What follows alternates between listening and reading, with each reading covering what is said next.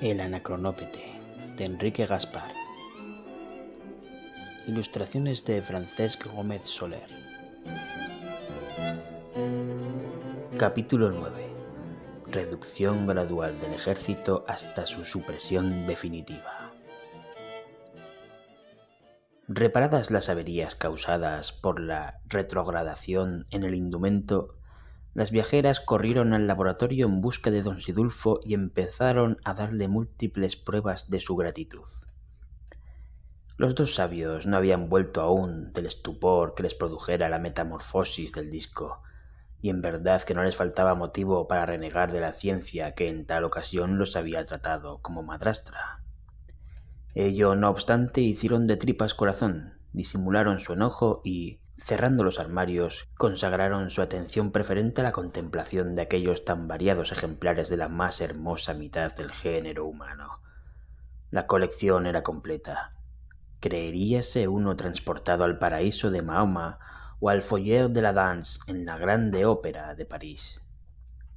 Aunque la conducta de las agregadas a bordo era irreprochable, don Sidulfo, temeroso de alguna imprudencia, quiso evitar a Clara su contacto y la exhortó a que con Juanita se retirara al gabinete. «Como que nos vamos a quedar encerradas allí dentro», dijo la de Pinto, «ahora que hemos encontrado que la casa está habitada por personas». «No importa», repuso el tutor tragando bilis. «No os conocéis, no habláis el mismo idioma». «Mi señorita entiende el francés y estas señoras conocen todas las lenguas. Ya nos han dicho que viajan por gusto y eso que andan a repelo».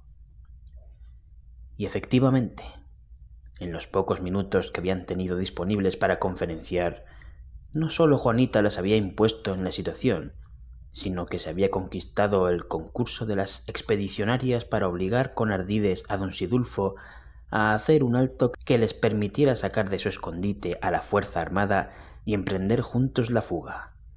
Pues hay que advertir que, al verse rejuvenecidas las 12 hijas de Eva, ya no tenían más que una aspiración: ser libres.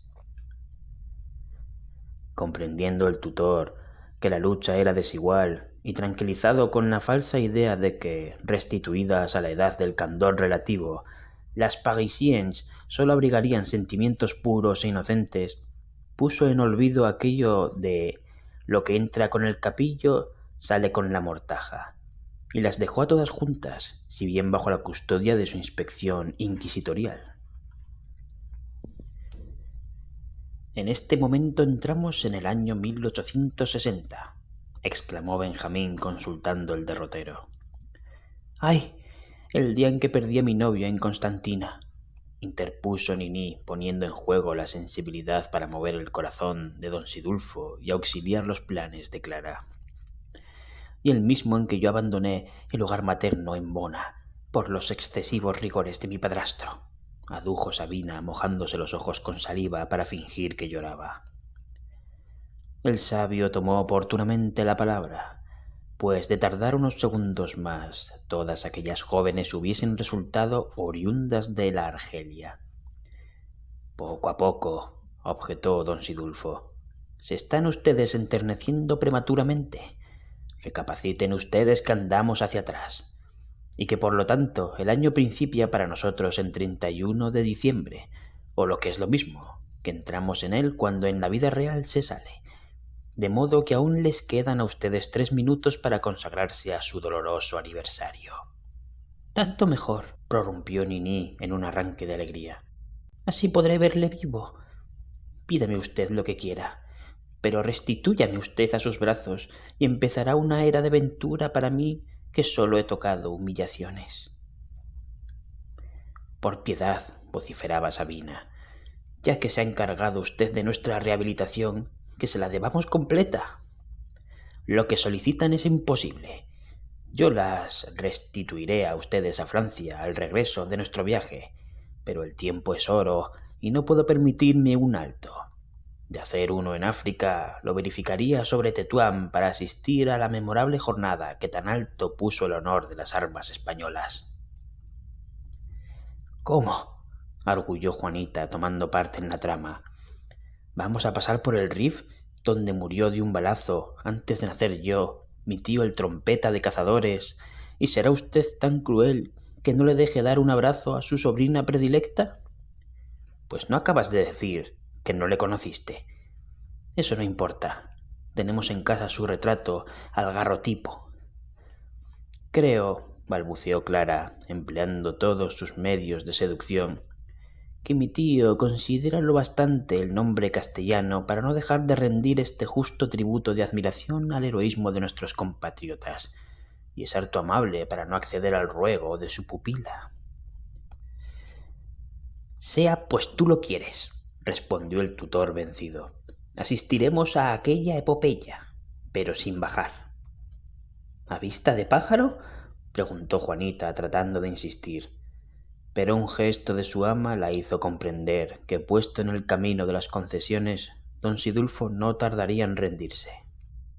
El sabio torció el rumbo hacia el grado 35 de latitud norte y, al marcar el cronómetro el crepúsculo vespertino del 4 de febrero de 1860, redujo la marcha a paso de carreta y dejó que el anacronópete se deslizara sobre Tetuán, fuera del alcance de los proyectiles, pero bastante cerca del teatro de la lucha para poder apreciar los menores detalles de aquella memorable batalla.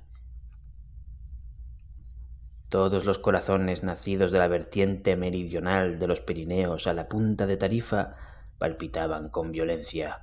Abierto el disco, cada cual asestó su instrumento óptico al campo de operaciones y un grito de entusiasmo resonó en la estancia.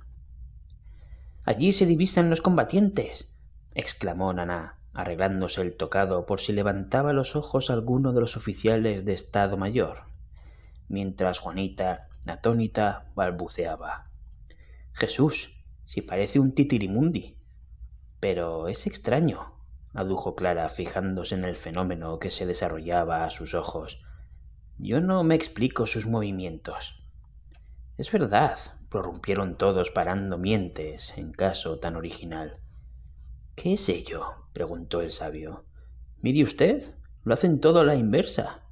«Ah, sí», repuso el sabio, dándose cuenta de lo que para él carecía de importancia, pues ya lo tenía previsto. «Eso consiste en que, como nosotros vamos viajando hacia atrás en el tiempo, empezamos a ver la batalla por el fin». «Ya», interpuso Juanita, «cosas de usted, que lo principia todo por la cola».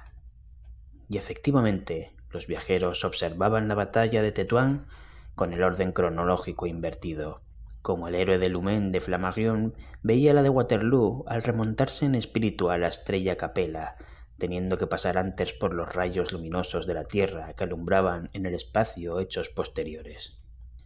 «Observen ustedes», proseguía don Sidulfo, «como lo primero que se advierte es que los cadáveres se incorporan».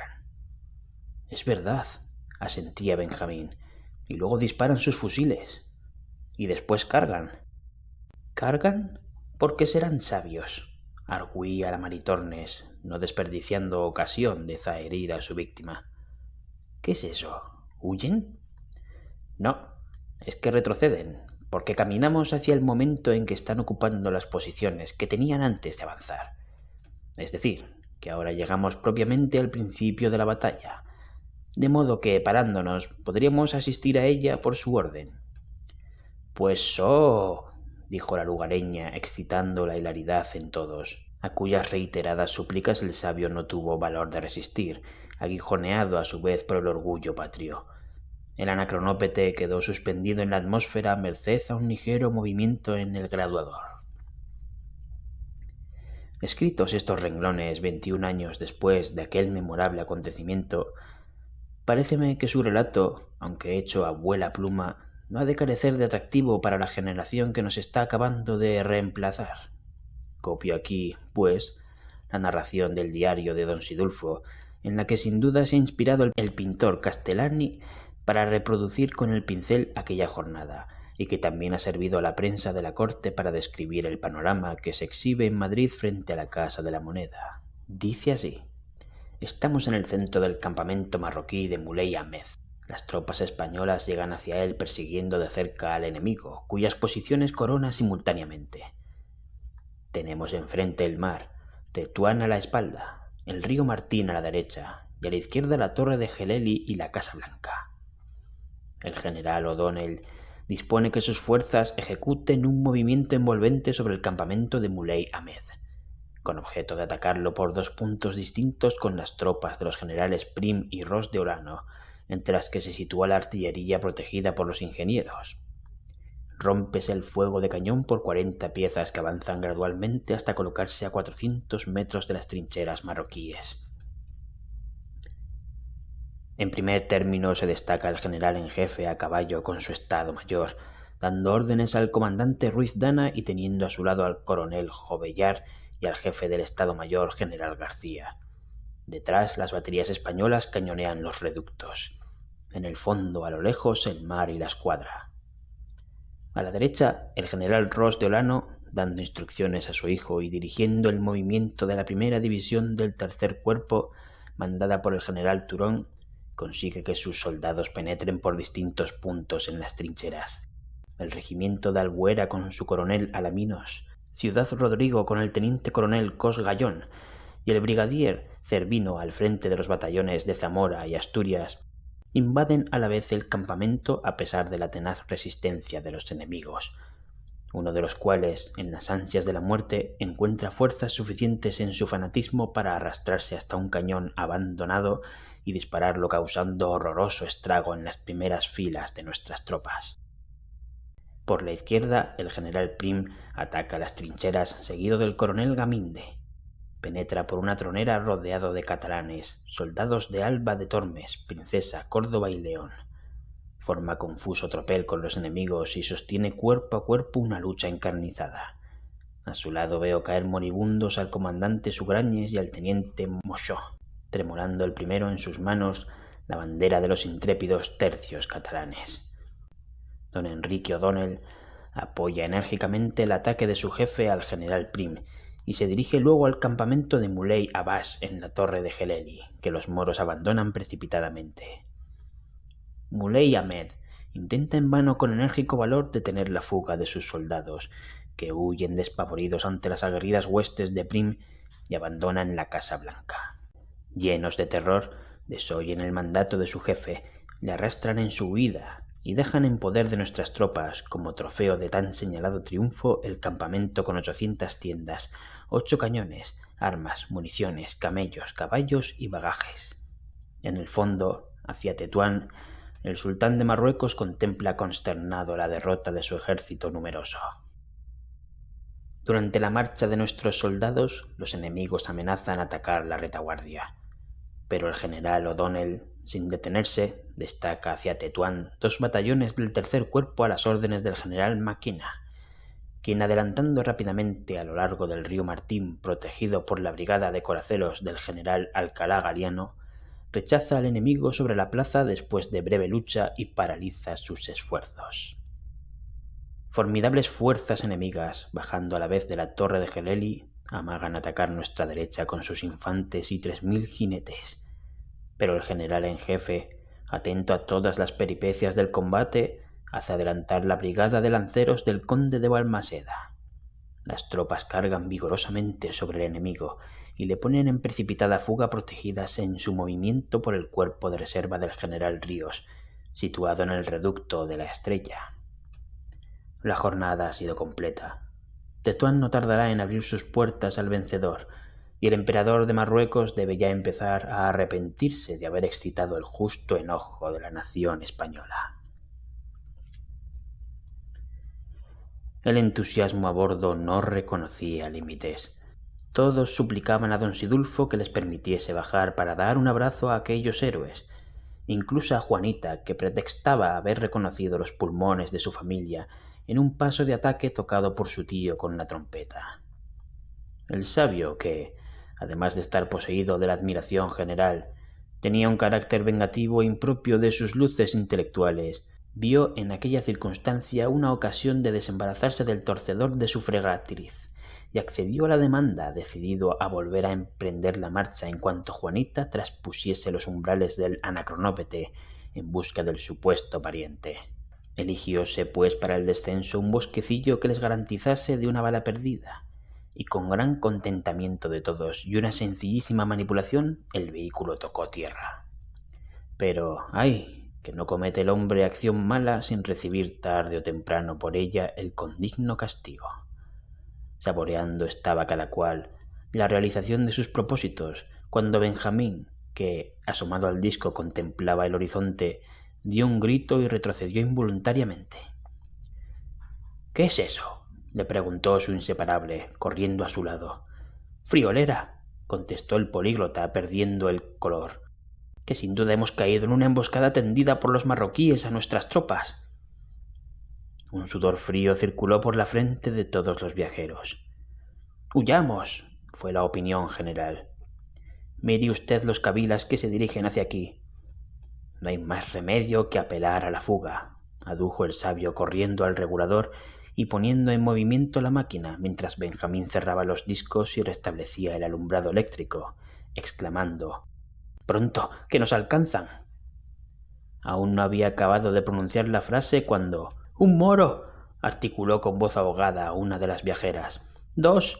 —prorrumpió Juanita, parapetándose detrás de su amo. —¡20! —profirieron todos, poseídos de un terror pánico, cobijándose en un rincón del laboratorio en compacto grupo. Eran, en efecto, 2 docenas de fugitivos del campamento de Muley Ahmed, que, buscando su salvación en el bosque, presenciaron el descenso del vehículo y, tomándolo por arma de guerra, habían resuelto atacarlo. Pero, no encontrándole entrada franca, se valieron de sus cuerpos salientes y, escalándolos con la entereza que da el fanatismo, lograron introducirse por los tubos de desalojamiento antes de que el coloso emprendiese la marcha. Pasado el primer momento de estupor, en que nadie osaba levantar los ojos ante aquellos morazos de 6 pies de altura provistos de gumillas y espingardas y llevando escrito en el rostro el vengativo ceño del enemigo derrotado, Naná se resolvió a preguntar a don Sidulfo: —Diga usted, ¿nos harán algo? A nosotros rebanarnos el pescuezo, y a ustedes llevárselas al harem en calidad de odaliscas. ¿Con los eunucos? ¡Qué horror! —articularon las aludidas por lo bajo. —Pues lo que es al harem —interpuso Juana, encarándose con su señor—, creo que también podría usted venir. —¡Insolente! Para hacernos compañía y enseñarnos ciencias en los ratos de ocio. El tutor no se había equivocado acerca del propósito de los invasores, según la traducción que Benjamín le hizo de las órdenes dictadas por el jefe de la fuerza. Los expedicionarios estaban irremisiblemente perdidos. Una idea luminosa brotó, sin embargo, en el cerebro del atribulado don Sidulfo. —Si logramos ganar tiempo —dijo al políglota—, nos hemos salvado. —¿De qué modo? —Dando al vehículo la velocidad máxima y consiguiendo que estos kabilas, que no están sometidos a la inalterabilidad, se vayan empequeñeciendo hasta que concluyan por desaparecer una vez traspuesto el instante de su natalicio. —¡Sublime idea! Y forzando el graduador, la máquina se puso a funcionar con una rapidez vertiginosa. —¡A ellos! —gritó el capitán, y los moros se aprestaron a consumar su obra. Pero los ayes y las lamentaciones del sexo débil eran tan repetidos y penetrantes que, no logrando restablecer el silencio, les pusieron a todos a guisa de mordaza un lienzo atado en la boca, y, oprimiendo sus brazos con fuertes ligaduras, los arrastraron tras sí para conducir los esclavos al asilo del disperso campamento. Cerca de un cuarto de hora anduvieron buscando los rifeños inútilmente la salida, con gran satisfacción de los cautivos que, si bien no podían pedir socorro ni fugarse maniatados como estaban, veían en cambio que sus opresores se rejuvenecían rápidamente y acariciaban la esperanza de hallarse en breve libres de su yugo. Pero los caracteres meridionales son impetuosos y no tienen la paciencia por virtud. Agotada la de los hijos del desierto, al sospechar que estaban siendo los prisioneros de sus rehenes, se conformaron con salir por donde entraran. Mas, convencidos de la imposibilidad de hacerlo con su presa, adoptaron la extrema resolución de exterminar a los viajeros. Encontrábanse a la sazón en la cala, y las mujeres se desesperaban al pensar que cuando una sola voz les bastaría para llamar en su auxilio a sus salvadores, tenían que sucumbir al mutismo. Colocados los reos en un ángulo de la bodega, los moros ocuparon el centro y apercibieron sus espingardas. Ya no les quedaba duda a aquellos infelices acerca de la triste suerte que les deparaba el destino. Apiñados y confundidos, devolvíanse los desgraciados en la desesperación de la impotencia, y ya los cañones estaban apuntados hacia su pecho, cuando el tiempo, ejerciendo su poderoso influjo, convirtió de repente la cuerda que sujetaba al tutor en finísimos filamentos de cáñamo que le dejaron libre el ejercicio de sus músculos. Apercibirse de tan providencial beneficio y emplearlo en poner en contacto los conductores que junto a él descendían por las paredes de la cala fue operación tan rápida como el pensamiento. Acto continuo, las compuertas se abrieron y los hijos de Agar desaparecieron para siempre en el espacio insondable. La alegría que sucedió a aquellos minutos de angustia no hay quien la describa. Restituidos a la libertad, abrazábanse todos sin distinción de sexos ni condiciones, y hasta la misma Juanita no pudo prescindir de decir a su amo, en un arranque de gratitud: «Si no fuera usted tan feo, me casaba con usted». Saboreando estaba el sabio su triunfo, muy convencido de haber conquistado con él un lugar preferente en el corazón de su pupila, cuando ésta, temiendo ver surgir nuevos contratiempos: «Ya es ocasión de revelárselo todo», exclamó pidiendo consejo a Juanita. «¿Qué duda cabe?», respondió la resuelta asesora, y añadiendo: «A mí, valientes», incitó a salir de su guarida a los soldados españoles, riéndose con descaro del asombro del buen tío, que intuitivamente comprendió la asechanza de que le habían hecho objeto. «¿Cómo? ¿Están aquí?», prorrumpió lívido de coraje. «Perdón», repetía Clara. «Ni para ti ni para ellos», proseguía el celoso tutor, dando golpes en cuantos objetos tenía a tiro. «Pues sea», arguyó Juanita, «guerra a muerte, y el sabio que sea hombre, que salga. Don Luis, Pendencia, militares, mueran las matemáticas».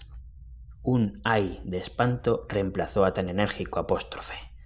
Los 17 hijos de Marte aparecieron en la cala trepando por los sacos de harina y los barriles de provisiones, pero como no habían sido sometidos a la inalterabilidad, y el mayor de ellos no contaba 25 primaveras, los 4 lustros desandados en el tiempo desde la salida de París los habían reducido a la condición de tiernos parvulillos.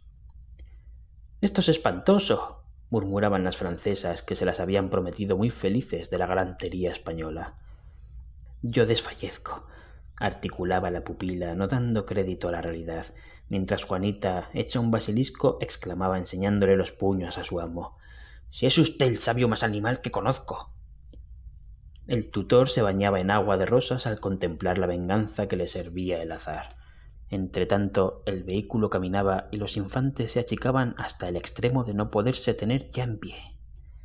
«Pero, hombre de Dios, ¿no ve usted que se nos deshacen como la sal en el agua?», arguía la Maritornes echando espuma por la boca. «Mejor», contestaba aquel segundo Otelo, «así acabaremos de una vez». Y los angelitos yacían tendidos en el suelo, agitando brazos y piernas en la inacción de los primeros meses y llorando a pulmón lleno. Compadecidas de su situación, cada hija de Eva tomó en brazos al suyo y se puso a pasearlo por la cala, viéndolos mermarse progresivamente, en tanto que el implacable tío se frotaba las manos con satisfacción y sonreía con satánico gesto. «Luis mío», repetía Clara, anegada en llanto y tributando sus caricias a aquel residuo de su capitán de húsares. «¿Ya no tienes una gracia para tu Juanita?», preguntaba a su microscópico Pendencia, la de Pinto. Y el bribón del asistente, como si aún quisiera darle una prueba de su travesura, le mordió el vestido por la parte en que a los niños de su edad se les servían los alimentos.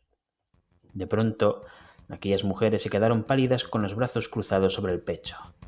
Ya no abarcaban objeto alguno. El ejército se les había disuelto entre las manos.